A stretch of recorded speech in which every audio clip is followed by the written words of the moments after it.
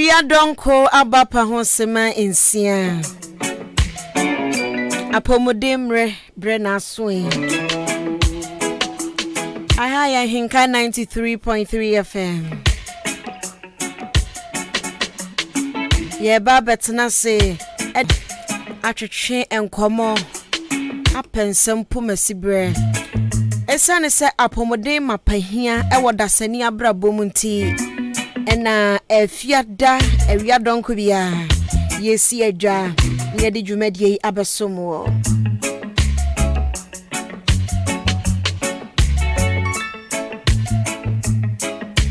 osikani enya no hui obompa yesran kwantenten yanso aye bretem penten kwa yanso yada sori a enkwatenten ena yesre na ade a utimi yakura untimi nye bebi a ukonu untimi nkobiem eti yatena sesei na yatwetwe nkomo afa pomoden ho a na wosu watie bi na etimi aboa why no so yare anani ageda why no se me dia me yade emu mani agepa minti so obi akabida achesa yare wo hoi edensem pi nenam ede o hawo ne amane enenam enunti mayentwetwe nkomo dwumadie ekoso ewo Facebook ni YouTube enunti ekoso no wasem bisabia wo nchechemu bi wasem bia na wo de afa ho ahenka 93.3 FM Facebook ni YouTube dwumadie ekoso ya ubetimi ade afa SMS so akere wadwen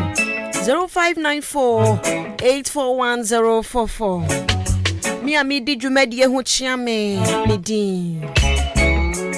Efia ampofowa Kobike ebo mechidom Enunti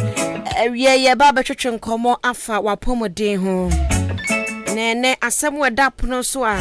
ye ne mpanifo betwetwe ho nkomo no we no etu obia etimi tu obia sa yare ye wenti bebrawu ewa abra no maninna nunti seta totoa na afei yedi hu nkomo na yepem ensam pomasibra yepe enswano a say prevention is always better than cure mi huyanka woni teacher enunti yedi asem ne to apon so a me gidiye se yade no enchi nipa ba ko na echi obia uyi nipa 10 si woni nipa be nkron benya sa yade bi bosumi ni mu kra de na bi achewa enunti ye babe di enkomo afa tipaye headache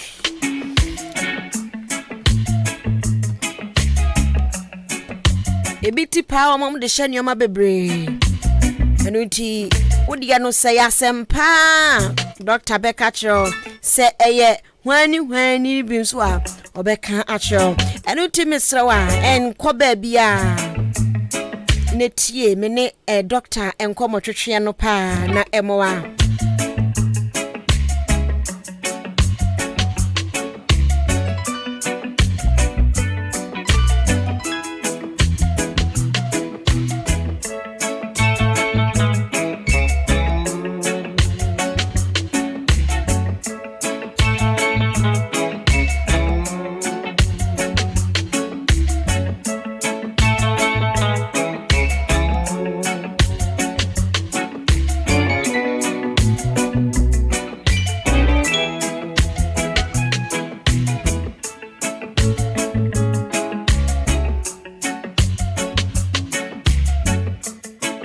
Mamemfa ahweyi akwantuo no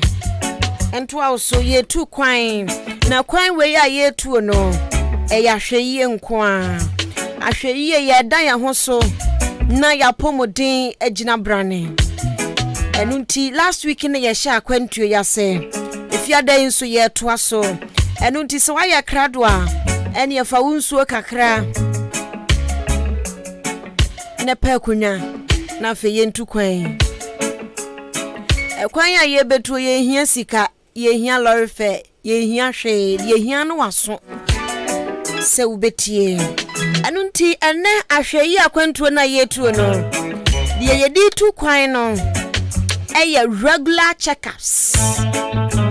brano ya utimi ko hospital wa utimi de ho ko se doctor amaba me nyare me ba bia anya meja manimbu medwe me pambu medwe me sisimbu medwe ana wukra de wonte ho abakwasem da me so se wonte ho asem da de a na enne apomudem reso meka a chew se brano ya wa fa ho ko hospital nene kibia ben wo chiefs bia ben wo ko ho na ko katrom se maba na me be ye check up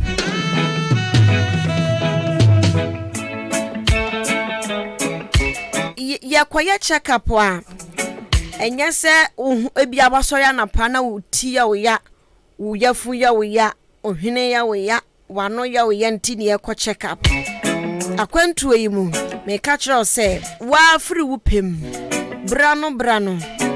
wa mesu hu ba bia anya oya kra kobi na yenhunu ni ekoso woni padua ni mu na ubusa se akwantu eni asem ya wo kan kra no emfaso be na wo so o emfaso wo so pa se wa wodo hu be kwa akoma doctor so wonye check up ono ahwehwe omu enka yade bia wo mu enche wo unim se yade bi wo no mu a ehinta hidden sickness hidden truth where you hidden sickness yade bi wo no ehinta wo dipadua nim wate enunti usori atwiren unante kra ko ba di aduane bia bedi udama ho to neso na yade na hinta enunti check up na abekwa akoye no enu enna doctor ni behunu se ampa yade we ahinta enti yade bi ahinta no nam check up ne so ehunu se yade we hepatitis B we hinta cancer hinta akoma yade hinta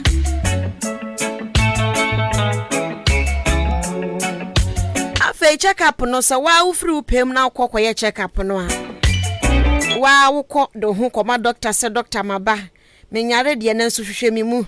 se bone bi wo mi mu aka kire me se yare bi wo mi mu aka kire me no eno eboa wo emma yade bi anka ebedi wawuo no yehunu entem so ano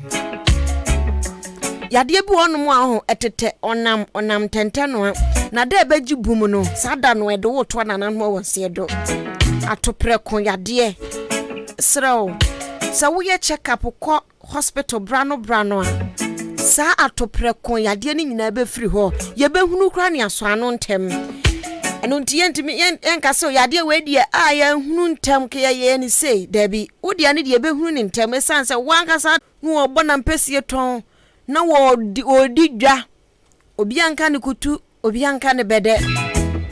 ni wo ye die ne ho beto no sika ye penti onko hospital ti yade ne bebo no yade ne bekono yes I too late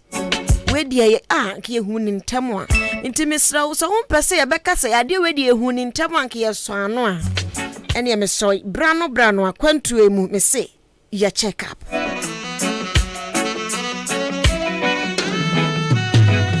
yade bi ho nso na se wa akoye check up na hu ni ye so ano ma wa e ma wo kwakora nkwana no eware ema wonkwana eware enti se ye hu anwanfa nko na ye hu a ye hu ye bia ne ya na bewu but se ye so anu ntem a ema wonkwa no eware wasase so enti misrawa se umpe check up ko hospital unko obi do obi kra de bone ho asafo hin se me ye wo me nko hospital da o first no na yeka enne yenuan yasesa ya nantempo yeteka mu ne yakoba de bia kane ne nananom de omonan taburu sifom nante ya nante ya na yen yafoka enti ne de omu FM no nyi ni se won so pese ofam bie sanse nioma na sesa ya duane die ne fertilizer de gu we so nti minyoma bebrasesa environment kan na fi bebrebe ni ho so na efiam a efia dokro se no komo a enti enyoma besesa enti ment na won ka se o me nko hospital do there be kanin no mo kenede ko hospital ko ye check up ko ye hwehwemu na de bi ahinta no wo ma ka kire na won so watimi aso ano entem se uta ko check up a unim fa so ba ko abehunu anase obenya ema wo ene wo doctor ntem ntem no enware pi wo ni doctor ntem enware pi na show wo ni doctor ntem enware pi a sapomude mapankon o tisa dia oben Yesu no e bia wasumjo enti oben doctor ni nso a die ehinta no hu ka kire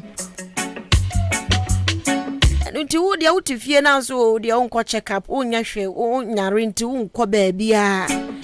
so oni doctor ntem wape asem aba was build the relationship be with doctor no enti obu okro oni record bia wa hospital bia mu oni folder or serious oni folder mesra akwantu ya yetu ya eya ahweyi akwantu me too for say hweyi na ko check up brano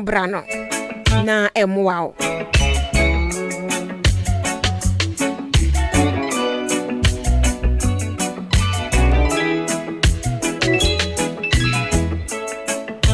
unim say brano ko check up a umboka bebre usina ne sen ho oh se me fa se what na fia ya so wo cancer wo ankasa de unimu what na ma cancer na didu mu ache o ye wongo adwongo wo ye bi wo chiwe chese we need time a wo de check up wo unko check up wo tifie ye wadwuma busybody wo se yesi ensa anya adwuma no ensese odidi no kre nenso no wo ye adwuma no na wo ye check up eti dia na make kan me say so wo ebia wo cancer ahinta unim ehonu mo na wo yare ehwa na wakopa bibi no wanom na ekọ opa bibi no wanom na ekọ ummoka bia o se yare na ayese dum so no eba na ejai eso na adum koso mo nkane a enti da ebeji kumu no ubeko hospital na ebeji nsemo no ehọ na abete se obi se me kwa akoye surgery eka sei bonsa ne radio fo na ya som ne ya bo dawuro asumasi ya de okwa akoye transplant okoye wei okoye operation wei monso na sen won se ka na adoso enka unhu so anu ntemu akeka ne ma saka kakraka na wo be chinchin akope emwa no kema enu ntina msesa wo ye check up a eka kakraka bia dachi bia da wanimu no wo be huratra usika kura ho dwono because wabuabu sika no a wabra wabuabu sika no na la show wo de akwakoye surgery no so kura yesi ya nya wo Ghana ha yesi ko India na koye wo be ye den no akwakoye eka bossa enu nti wo ho no mo a wankasa fa ho ko se me ba be ye check up ebia makoma ebia mun check hepatitis mame cancer ulcer then mun check mame wa be curious kakra na hwehwehwehwe wo nipadua nim ewom se hwen ha wo na so hwehwe mu a ebebo apa me da se akwantu wo ne mekoye di besi ha na da se ne yatoa journey no eso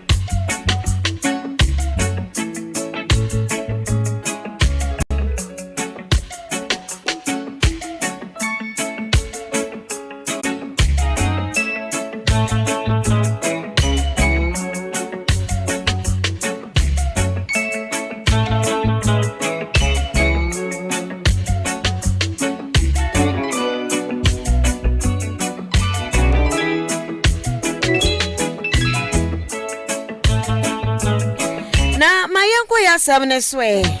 na afe yenshan komotwetwe no ase ene asem weda pono so ya eya pomodin asem a health issue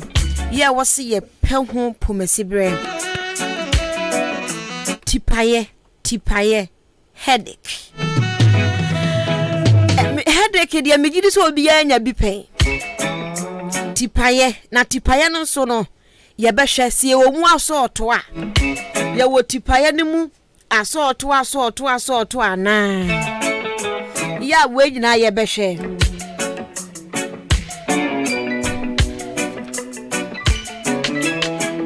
obi se mitina bo me ga ya eye die ben enyoma ben na di tipaye eba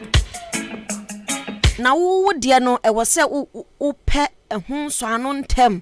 na se wo de ne o enhyeda nye ayi bia tipaye de me se ye general sickness eye yare achi obia nya bi oye den agire nkofu 12 fo bi na no kra no wa me se yi nipa be ye 10 si wo no abenya nipa nan o be ka cho se e wo ha miti pai me pa eno nti ya be twetwe ho nkomo na ya hwe se utipaye no aye krankro no e be gyan na se bibia wo ye bia enmoa ma tipaye no enko no na wo so wadan ho so wo asembisa bi fa tipaye no se ne wo tipaye ne ba esitia obuwa ni tipaye ne ba esivie pa wo kosan bia ye ne pani baba twetwe nkomo na wode aba 0594841044 Facebook and YouTube so ye dem ahenka 93.3 FM ma yankwa humane so na ye ne physician assistant ya wo Afrakoma Community Hospital wa Masamai entwetwe enkomo PA Samuel Nkrumah Asamo jao me ya mami o oh okay me pacho na pomboko Erade dom ya ho ya na monso yeso ye ho ye pa enkran boko nti na egugu so e be fa ne sa na PM yan hwade ene ye kasa afa tipaye ho ye ka tipaye a eno eye de ade a okay me that say me chia oni wetie fo nyina ni weduma mu peni fo nyina e ka tipaye de egu ahodo bebre obi ti ka se metie me ya obi ti ka se e na de me da manda ya ma me so ni tie me ya tipaye de egu ahodo bebre na near the balance because we have something we call the primary courses and secondary courses. That's a tipaye na kasa ni yo no tipaye ni o mu awodo mienu. Okay. Primary also primary day course and secondary courses. Okay, primary no ye de he. So primary no ye kasa primary dia nyame dia ye ebetinga ma yiti apayen ye di kan a be ka ho eye ensan no odin ana say friend alcohol the onum alcohol especially research among who the onum alcohol be say red wine na itimi ma uti eye wo ya and I think so eduane bi say then e bi say processed meat and also ebetimi ama uti aye wo ya e bi nso ye say one day and obi anajuni nyina bi awanda wa ye juma anajuni nyina na say we trip anajuni nyina and I be so dakwa na wanda unana anso wan so ma uti etimi eye wo ya sa u ejuma mu ana wo fi se na obetena se ye fe no poor posture eno so se na obetena se eno so betimi ama wonya tipaye and I feel so se bia obi osore anopa o ni bia o ni bia nya se oya akonche o so on didi anofanye wi no so betimi ama wenya tipaye enna me libe twato ye ebi obi a wafa or how bi manasa why stress and also timi ma wenya tipaye. So those are the primary causes of headache. Okay,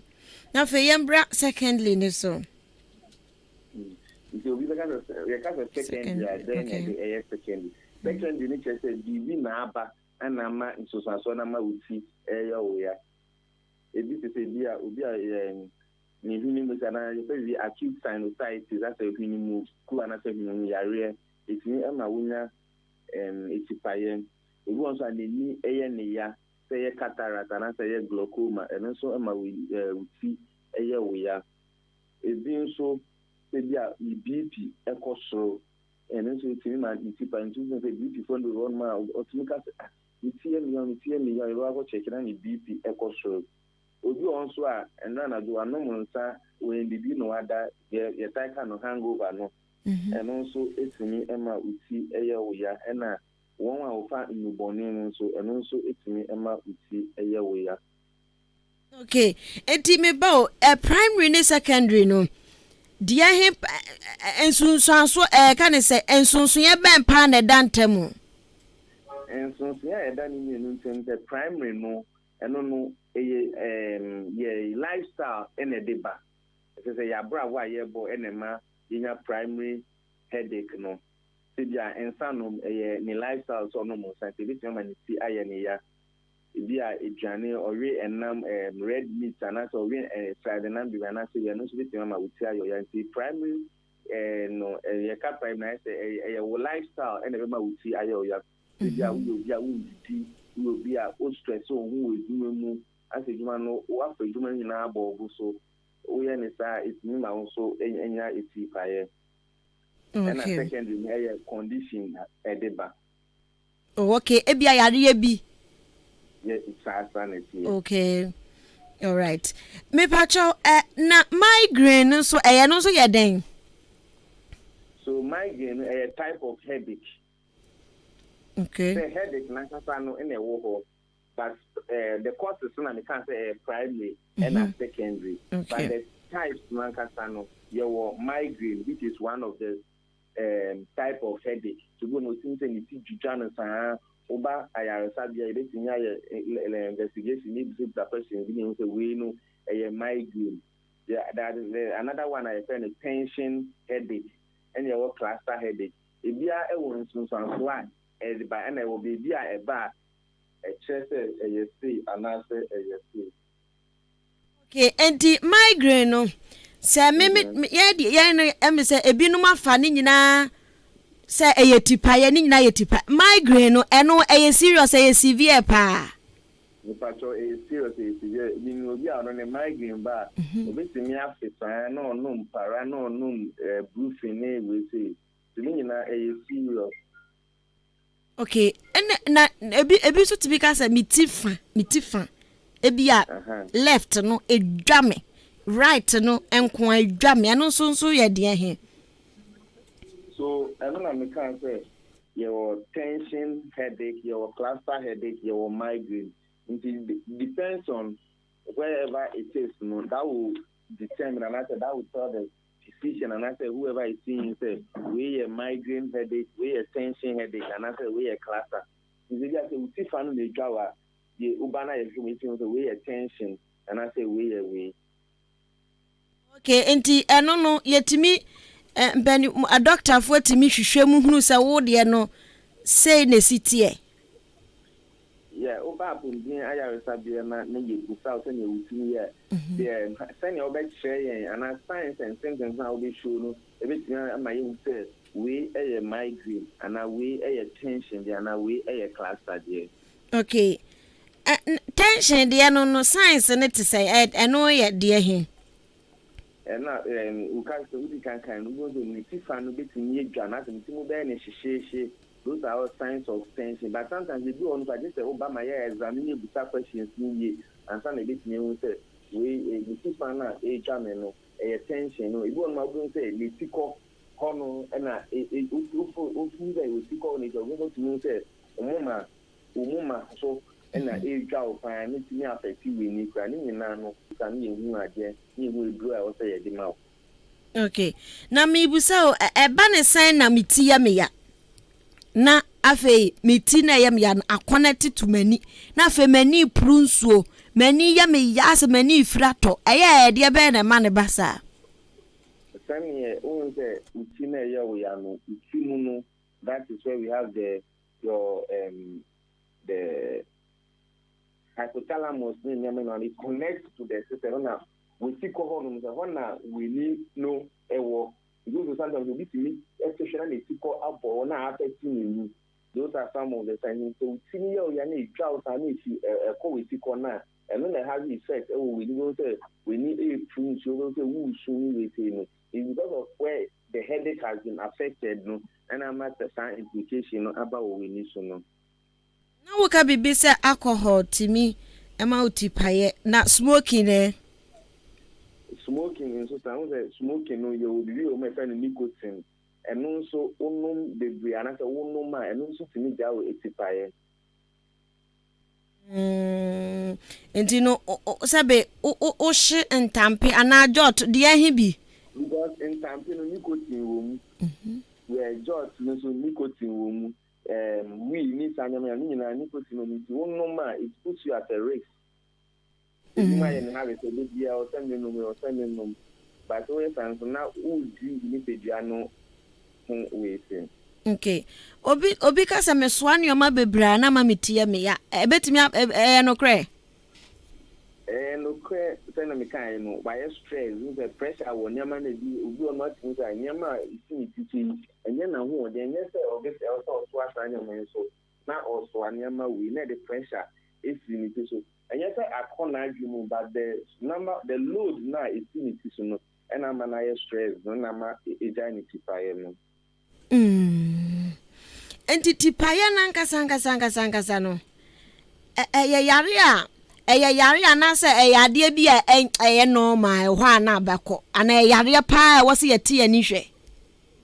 Mbacho enye normal yare pa wo say you see tipaye can be a sign and it can also be a condition. In the sense that obi ono man ni ti betimi apai no ebe man nya migraine a condition obi ono ni BP beko so ebe man ti apai no ti tipaye bi ebe bi ani no say e fa no normal say ebo modern ema ye na ntinti a wa pomudi an yare sabia e no say ka say ni tipaye me makwa to paracetamol me no so see me at the bar hospital ni e bi ana e BP e bi ana duane na wundi ne bi aye bibi na o say e hu de nti a e koso sa no.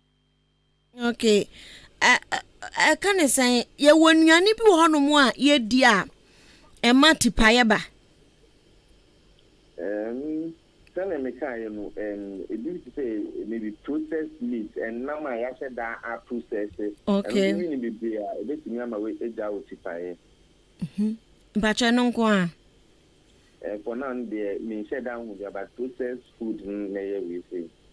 Okay. Obi nso timi ka say my exercise. My exercise na me na ma me tipaye. Obi nso ka say ni tie ne ya no exercise a. Ena tipaye no kra ekọ. Wakoye apomuden adwuma ani a unim ne ye ka hu asemi which is which dia hin na uti ya we ya was so exercise ana say uti ya we ya was say we relax. So exercise no you go you want awodo bebe on say obi on ma o moja bro so because so yeah exercise but exercise an we because on say exercise an we na e dey makoma betimi ana me ye dey ebro makoma so we had the bro akoma so it me e de oha and it me the so boni ebreo the ade bia na so buta won sa dia me ye no makoma no be because e de pedua na ya akoma no na e de be ikra no se bia obi on man ti pai no e ti na pai no e se e bia onidi ye ana se why stress the bia odi no ko ye exercise e de make pai na ko nche exercise na ma ti pai ni ko ye koma na e de no. Okay. Nti akwam do kra utitimi pile. Oh, okay. I see. Na pacha yenhwadio. Tipaya no man mema empanifo nkwa na echi oma na nkwara nketo anso ya omutimi eti omutimi kan so omutitimi pile o na ye empanifo na nkwa na ye de stress nti ye tipaye. One, to say research am I who say tipaye to meet akola to meet penny to meet akokra to meet abrewa. Adia ba kwa to say you say your more funny bebre no anazo omutai use omo laptop and answer omo tablet and our phones. one thing I use is more use Sanya, I won't say them no one I will do lights no. Now you use lights now if you laptop no na say tablet no pe eba. Sana the race no ekoni nima eno so timi ja akola no tipaye. Ogu onu so a o class a esa say we use laptop na just and ja affect me into the class na ye try dey board ni so a eno so timi ja o mu with tipaye. It tipaye dey enye nkola nkwa na sentene ye obibia. Yo bibia na enkwala ya wo mfoforo nso e. Akwala ya wo totofe ya na senye de bi. Okay. Na yenura ya fa no. Ebi nso timi ema ye effect side effect. Meka say ani ana de bi because e draw no obu onu ma ohun se ni ya be ma ni tie ne ya o to e draw we no ano. Nti se obi nso ka se ni tie ne ya no de ama no. Eno sa no de timi anya instance so enye tipa ye nkwan timi kwan ema de or how ebre u keep the no we lipidua no nti se nke betimi a ye desi su ga se ye ho mfa ye ye momodin an se ye mpim ben akomodin adwuma ye fo na ye ne omunye dede enkasa pona ye kan bibi se check up obu on mo nko check up o no an se wo honom a wo honom age se yare no abo no nti check up so kra hu hia ohun papa ehun ye go unza say o na work one for car na nko service na una ma na akoja we si quantity fee isana ye wo so ni ye ni pedia na so once na a while you timi ko apobria ya research say ye pa ko so ye ho say ye ni pedia ndibia ye okay ana. Okay. Me van say me sorry anapa. Me ti dwa me ga. Efie na me wo. Me ni adwuma me wo fie. Ada sport no e de be na metimi aye ama tipaye na kofom kakra. Okay, eniama obetimi aye ebi de kan say obetra se ana say obeda ho e wo de bia dede eni de ho aye quiet na fi wape ebia o de ice block ana say ice pack bi ato omoma so enu betimi ama tipaye no abafem o afin so ubetimi anka obetimi anum nsu bebe ana so betimi anum tea because you say nyamali go on ma wonu ma dehydration kan so timi ma uti eye wo ya nso ye sa nyama na e wo fia betimi ambo ana so be relax in a serene area. Okay. Ya anyoma bi wo hono mu e wo say enipa ye etiefu etie anyoma bi wo no mu e wo say ye ya ye betimi asi sa tipaya no kra no kwan. Enyama ebetimi de ya hu do ye di kan some kind no ye di kan some kind say o say make sure say baby aye wo no say noise wo hono ma ye be si hono na ye relaxing ye ti pa ye so a ye nka say ti pa ye ni keke ye be pia bo aben apomdin aya resabia say come na di ye a ye be si ye didi ye so a ye be page an ye di ni ahwe ye ndamu so. Okay. Na yansha dio etipaye aya kan ho asemu a eya yadewo de bi en fan wo o te bia me ma wo me na se me ma me ni tita pai ne pa enya possible se me wo de be wo me na se me so me ho a me ti pai me a ankofo timi ka se me ma me sa na ode ya wo mi yo bro fuka fam ye kan bi said miss I say nyina so bia o fa ne se bia na ne ma me bia ne ma me nyin se na ne tipa na se ne ma me wo tipa ye or wa enye is not hereditary and just say yem fam ma ne ana se nya dia se ma me ne wo bia o wa ne ba no ebenyi bi se de ye be tina wo ti ka ka che se me fo ne se o munyi sa we no nfi o ma adwun. Okay. Na sane wo kasa myth no sa etipaye ye wo ensem bebre amode fiafia ho ye doctor de watititi bi wo bi abetimi highlight amaye no hu aka che se bia we ya atesem keke we atesem keke I say no can in some de go out do bebre but once you go on some of them they don't have any prove so ka say me de me no we ana me tie me ya me ye we ana me tie me ya obia ne die a edeba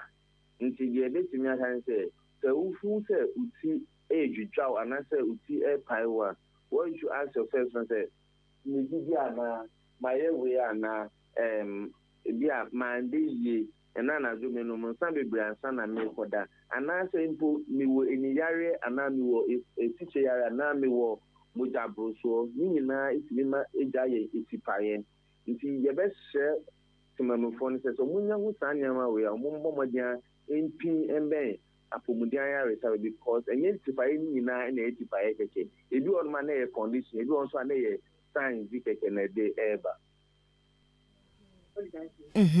yate na ubekwe yebeja okra ma wako na yebusa se etipaye ya yeka ho asemi ugwa futuo pa won ma wako doctor watete nsem obi de ne diaba a obetimi dia ya example atu atiefo nyina afo na ya twe ye ho afiri nyoma 121212 bi ho afutuo final words awo me pa choma yentio. Sorry. So me yede en komo twetwe no baby ye no ye me pesa me ka check my phone say one yembo modern say ye sorry anopa ye bebo modern say ye be bibi edi because most of us know anopa ye sorry ye ndidi evia ye ndidi na say ebobe 233 kwa ni ti say edwa ya ye say ye ndidi ye na ma ye tina ye de be edwa ye enye say bia so for the track come to my year and I say bibi potin pan dia o sorry and so timi di breakfast ya me ado me bia onye bibi kaka we di nyumu nso we di na fin so o mind na kasa ye wo mu no stress e wo mu de da inti ya mo modern say yensa en stress ye wo too much it's as especially ya one kan bi hwe bia wo timi dia wo ye juma so sorry ahomachi and sense how timi dey do no ntem ni nyina ye nyama e put in actually but once in a while so you should take time and also relax. Na say unhum fa wa na say wo yare dian so abomodin say obepen apomodin ayare sabia because we also know that there are some people who so mutai no ndro bia no so etimi put at risk nti yen hwe sanya ma we na insua na yen fa boy on ban esa so go on na mo ni tie ni on fa on so obetia ni say ti ku we try na we ye ka so no na mo hwe nya no enso na eniti na edwa no ye ni ma de potentia na we di obi message bi odi abasisia o say treatment bi wo ho o pese wo hu se wa boso asa boso man bi treatment headache ni o se ni tini tadwane pa ya wo hospital then baby o fa baby so still it is a treatment bi wo ho no mo a wo be suggest ya mano. So the first treatment I meant suggest ya man say onyawo se ni ti no edwana de bi owo bia no omo wodi answer obet snase and so betimi ada under one not say any woman edwana onfe either ice block and as onfa ice pack and set how no fanso ne woman so na under na onfe we either say obenya drink and as say ensure be on time with because even ubi and yem team be kan so it need diabetes fire. Oh. So young time you should be na yen relaxation. Constipation cross with timidity payaba. That's right. Oh, okay. PA Samuel Nkrumah Asamoah ye beda asepa ne wo bre awanyama yen awie. After that Ebusia nipa ye ne twetwe nkomo oye physician assistant ewo Afrakoma Community Hospital ewo Amasaman. Yen ya director odi ahenkan kwa me yeboa. Ne hospital awabie ewo nkran. Na ye ne owura Samuel Nkrumah Asamoah kwatwetwe enkomo no.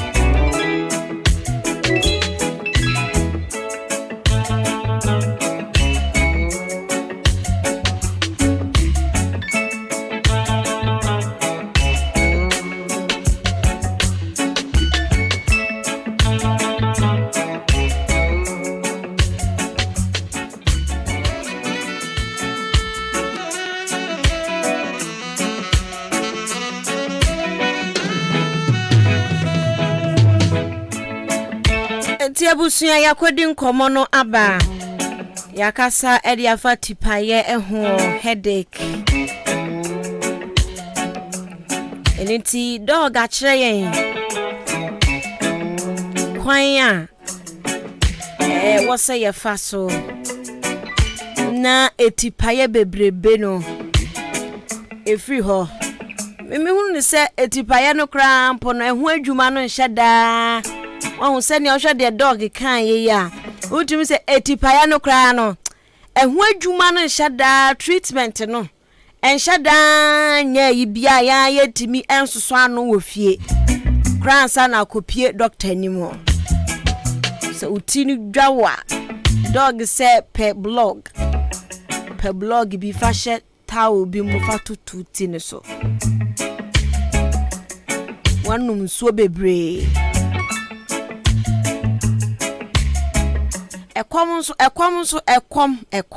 ekom hanga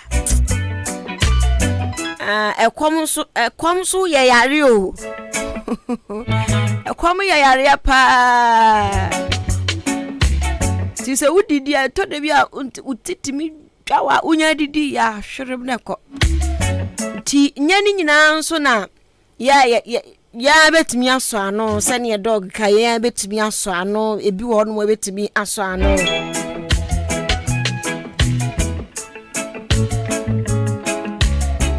primary courses ne de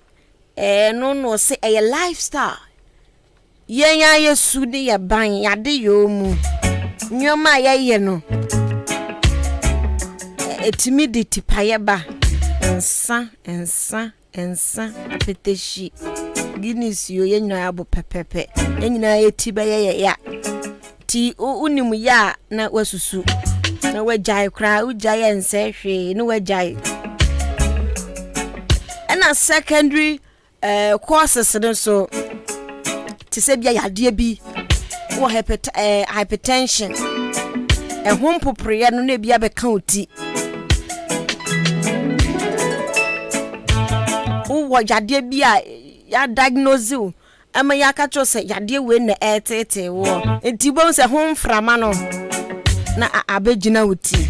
enti eno nso wo ho migraine su tibo ga eno die hu enti dog se brano hu esa kwa kosi check up na American so enti eya wo sadwa na wo hospital wa na ya bisa uti na eya wo sen ohe adanu bi misi mi yafun ya me ya me koya na me se obusa doctor ni busa me se eya hefa uyafun ehe side da ya we ya me nyade me nsa kire baabi ano se kwaya test we bra me kwaya test ne ba ya nso na che se the doctor ne kan wa kwaya test no kranse wo ka che me se baabi a wo point ne de be yare we ampani ampa me kwaya test ni wie na ampa dem se sa ya de no a enu nti uti no ebi afa se ebi ade ne ye left obi de right obi se me de ne ha me moma me say eno no ko na wo kirekire mu kire wo mo a omu behunu aduru kra wo mo de be kan wo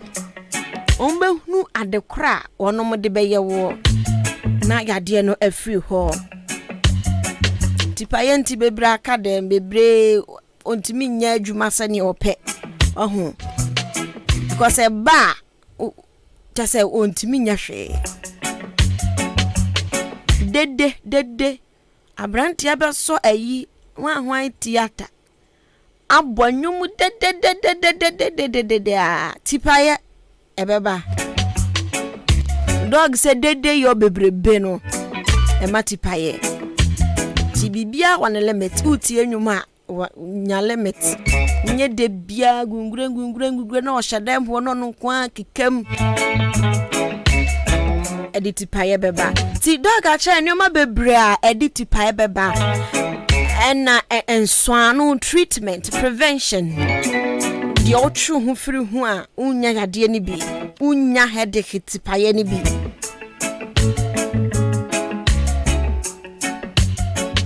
enu ti edi so bebo apa stress obre one walk no obu ono mo a oka se ye e a one man e so wanyu obeye bia ye si ye di uye bi ye si ye di no wo se ni padua no de bia na limit enti sa wo ye bi ye si ye di a no why stressed afia ja utipaye enti yenhwe na yade yanketenkete a yemfa yani yembu no yen check mbu kido te seti paye no mwende yaka ho asemi yenhwe na yenda ye ho so na de dog kan ye no yenhwe na yendi super pepe na emoa ubetimi ama homa ne so na wonso wasem bisa bi onso tipaye no sane ya wode ba eye wo ene enso anu a doctor de ma ye no so be apply na so be ye ne die ni nyina betimi do comment aba betimi afre 0201 944 485 0201 944 485 and 0554 820 910.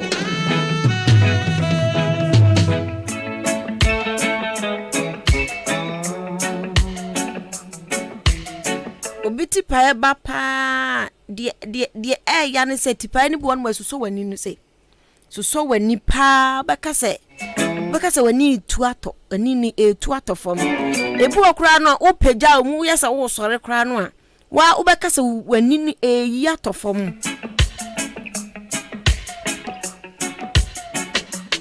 enti ya rebone pa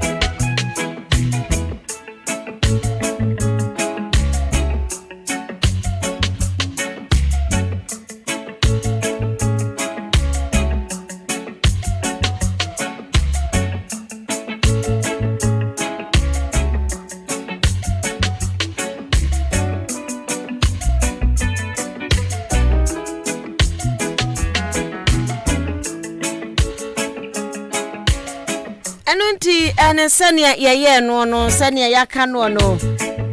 tipaye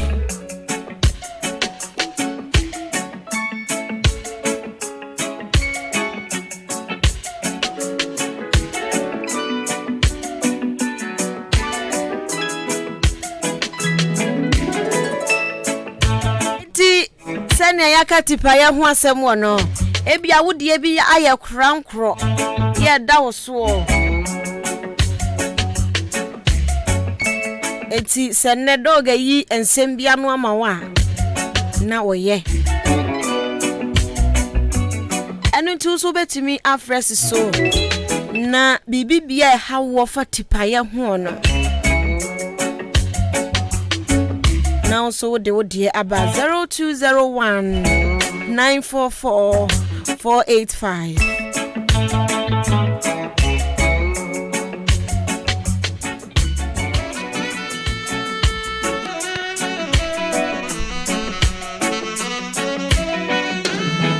and 0554 820 910 obi di abase onu de ori blog bebre a nsu enunu near tipaye no aba. Oh.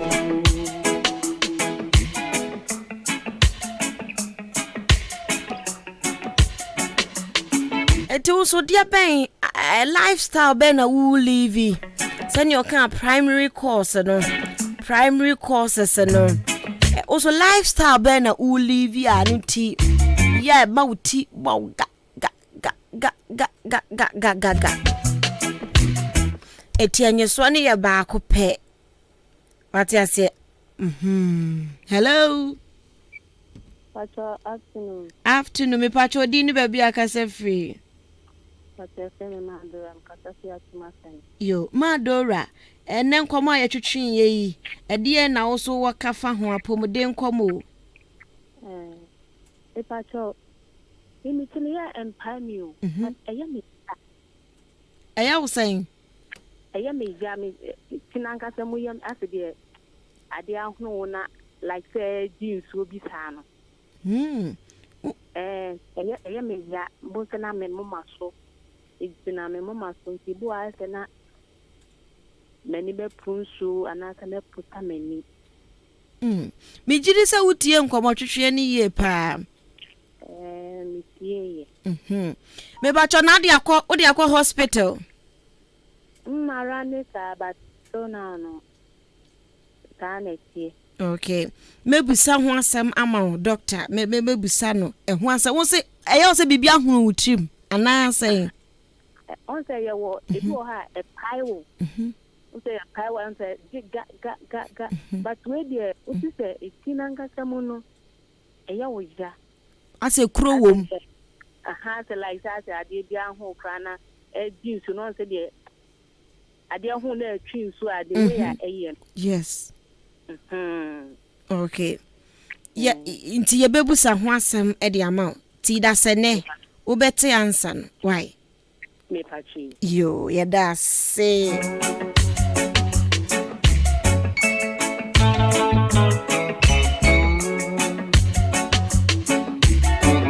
Anye swani ya baako pe wapomuden na waje so se ewo mia mensem enu ti matwere e de ato ho no mo ya da sene dog ba obeyi anu ansa ene ya hye ye nkomo twetwe foforo ase se tipa ene so no bia ne de ene etire ankasa mu yade nso wo ho ti ya betwetwe nkomo pa apomuden dia yo miya wubeti a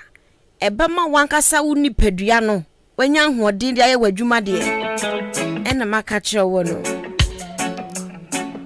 utie bia ebeboa o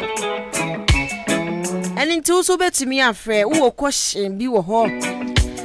bibi wo no mu a etete wo a wo de na ususu se ewe de a chanti paye wedi ya akwakoye bibi foforo 0201 944 485 and 0554 820 910.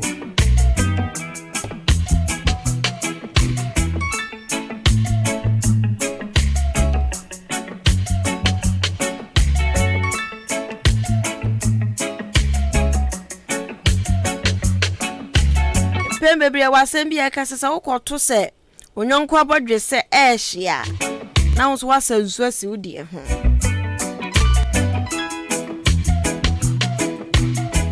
anunti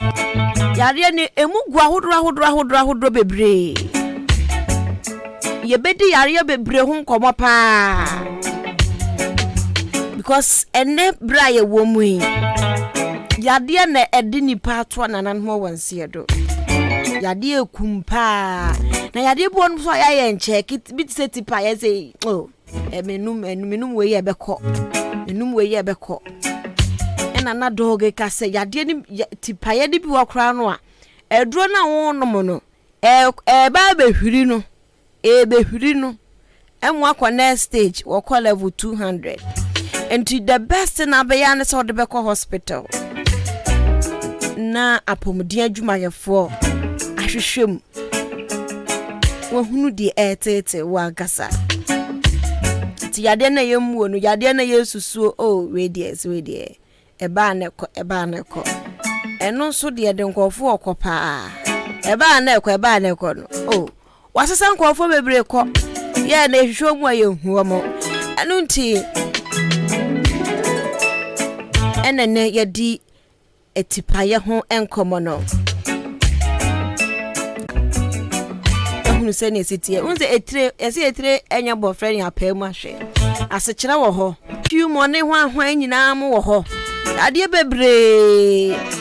esan se nipadua ne tse nyoma bebre hinta wo etire nankasa so nyoma bebre hintam enti se bibi ya wo tire nim na se wampe anonso ano a unse dog kasa nyina kan kosisu se fakọ hospital o kan no akasisu se fakọ ma me kra me de dia ya fato ho a kire se unya akọ na wo kire mo se ya ha obusa se eye hin na o kasa ha wasua ho ade enti no obetimi a kire se ade ho ya but kodekwa test bra obekwa ba nso na ye no kre anu nti nso wasembisa bi uwo enchechiremu bi uwo suya hunu bi ebia na nso uti ya pa na nso wo sa tipaye ya de ni bi ene ekọ ede be ne de na oye ya ekọ 0201944485 ana 0554820910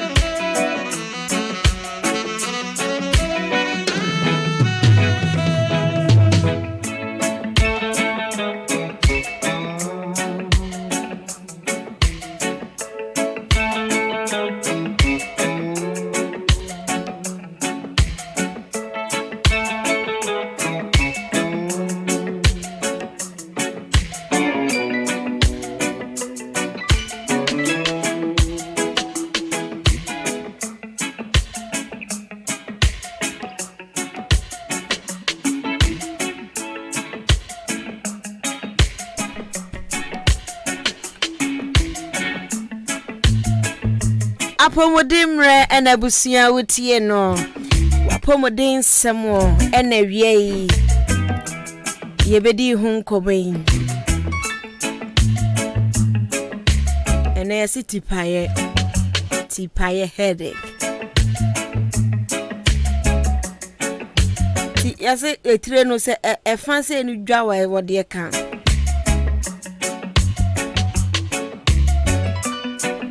Right no so dwa wa e wode kan. Enu ti maintenance na ho.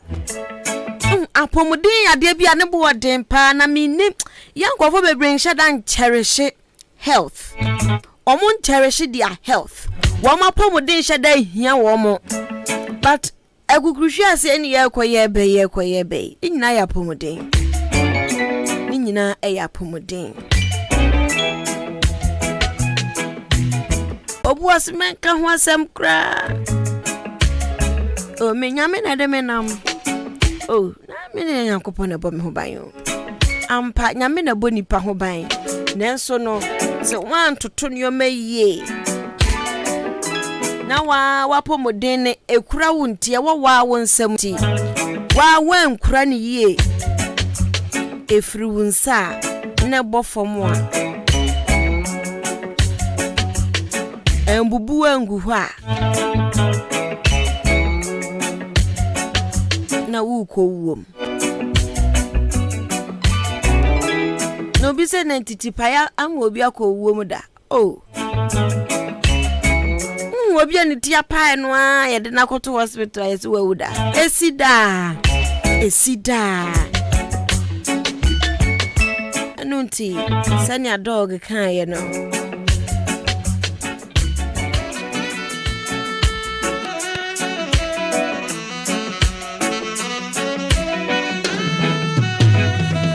hwe yie pa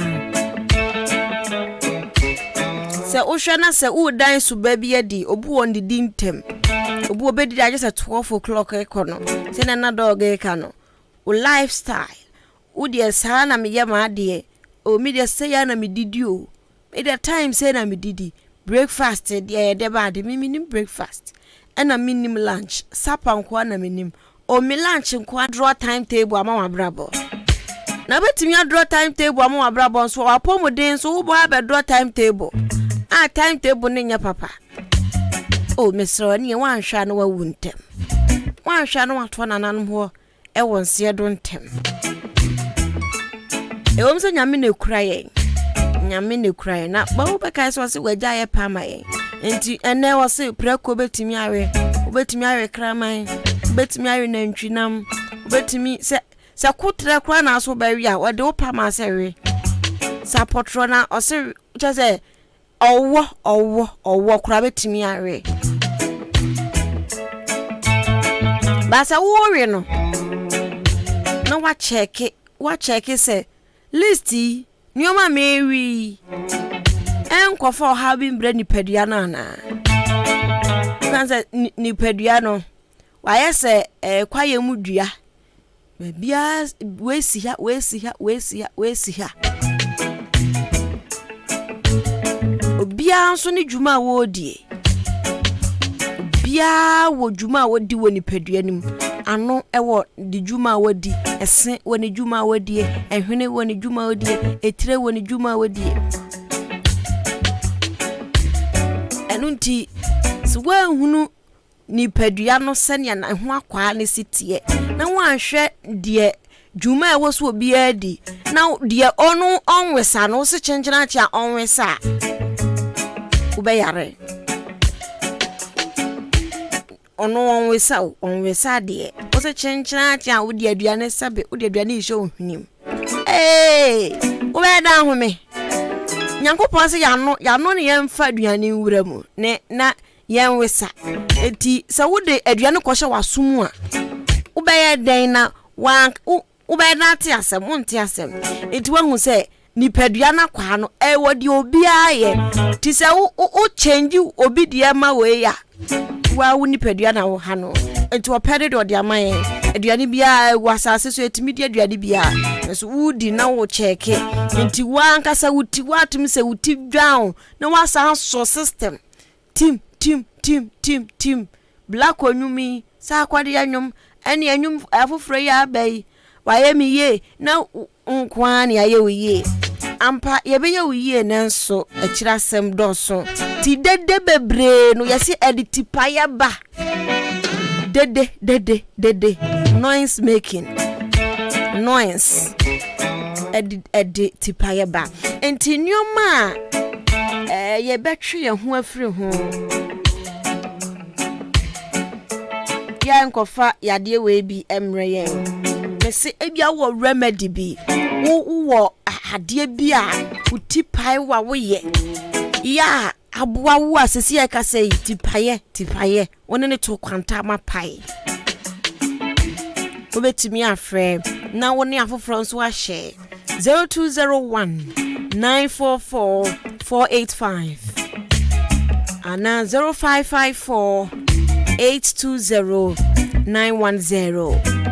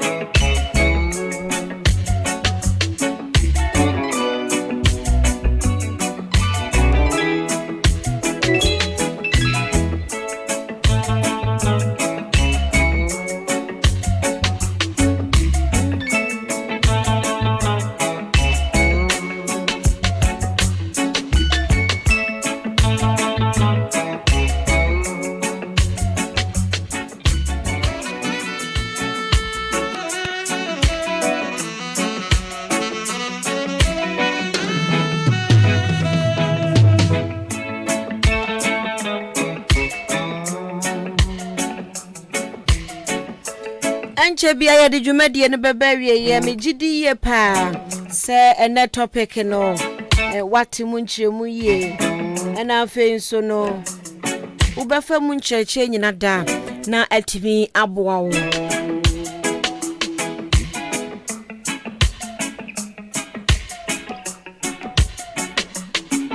ye kwa nimu ya de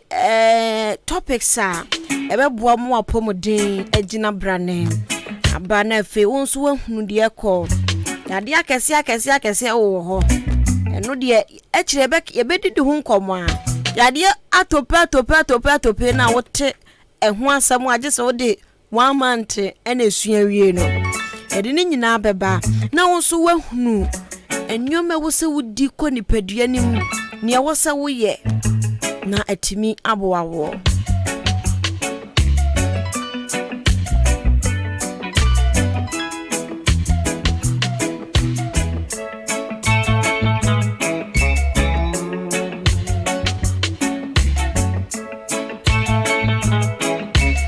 Bekwe miti nyoma 1 2 3 biso achiro miti so abosu biem achiro se ene ye kan tipaye ho asem na tipaye no ho asem a ye ne dog twetwe ho komo no o kire se ade bi won mu ani kwankura se wudi se wuti type highwa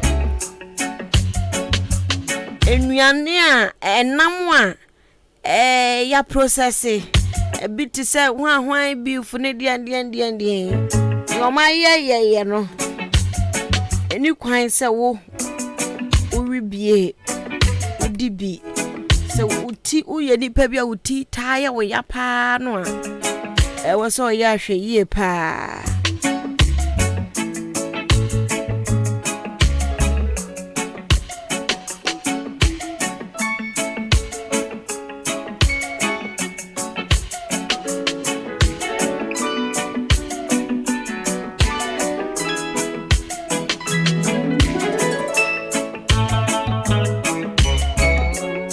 Na fenso no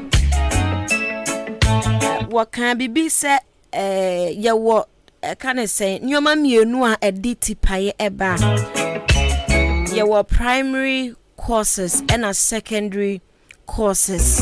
na ochechire mu a chire mu ye say primary no eno e depend ejina o lifestyle sanya wo bobra sanya wo si eye wo nyoma te wadidie mu say I am team kura to be the tipaye ba constipation etimi ma uti drown enti say uti ya we ya no abusabusa ho question bi nsamfua bi for dem ana come dem enra me boye no mandidi abusabusa ho sa question no tu abusabusa question no a wo kan ye no a primary courses no ubisa ho a wa bra bobi a wo bobi sunsun so bi na hwe na se bibia ye intact na fe wa secondary courses no so ana me wo health issue bi me wo hypertension wo diabetes ana me no aduro bi diabetes aduro bi na me no hypertension aduro bi na me no na bia ho effect side effect no aba eno kwa no say 50-50 se wonu maduro bi ebia wo yare bi na wonu maduro no na aduro na ma otipaye no enu ntini nyina nka mfua no na chese ukọ doctor ho no mo a eye pa so obekọ doctor ho na wacheche unsem a kire no na etire no se na esi ye wo do waka a kire no o ka kire no a na wahunu die obeye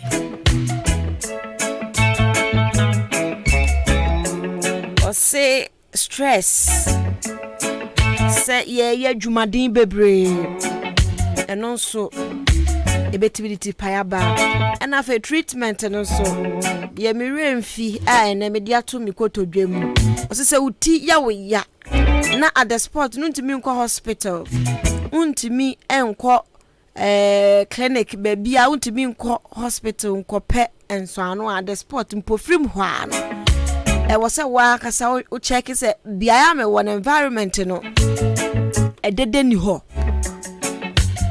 dede wo ho no one was sorry afri akope baby a dede ni na watalanku afa so no betimi the blog atuti so baby ya do blog atoto so a treatment ni fie die no afa obenu nso bebre na se ekom ebu onso na ekom ti na wapadua ni bi adi ahwe eno amene kwabna question na kwabna se me wonam jameja afia me honam ye basa afia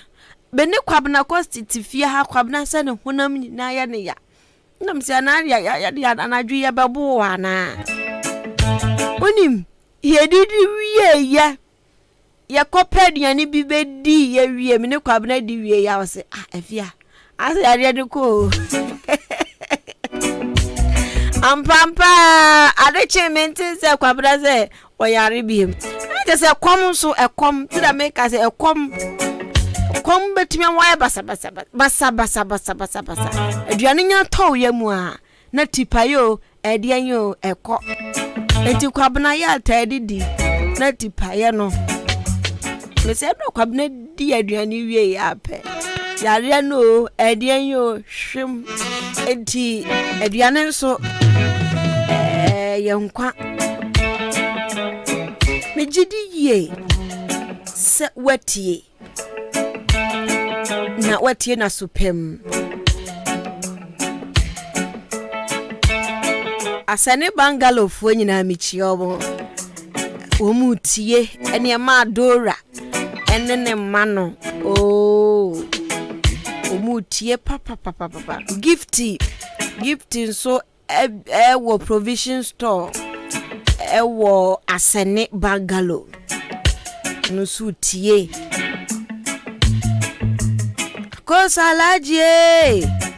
akosalaji dokun wo de utia we ya ohun pa akosalaji dokun di ti pa ene beko na unya akosalaji dokun ni bia na wa wura ma ko sister kosuo 1,000 no elusu didi a bonse wa kaba 1,000 na atopewom no anka nim se 1,000 no atopewom ebi susu pa onte mbobo mu enu nti yadama se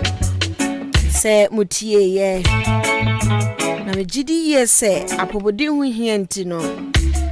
watie na supem na otwa na utie we ya obekai se apomodem reso wonum kan se sei Amenda mi producer se Kobe K.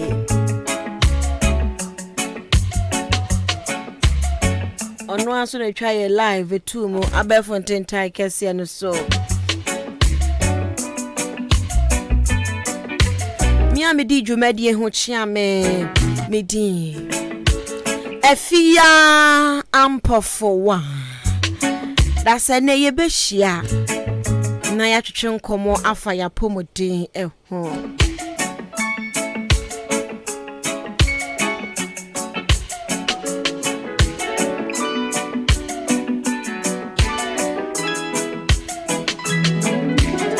wa pomodin o ewo wa wonsem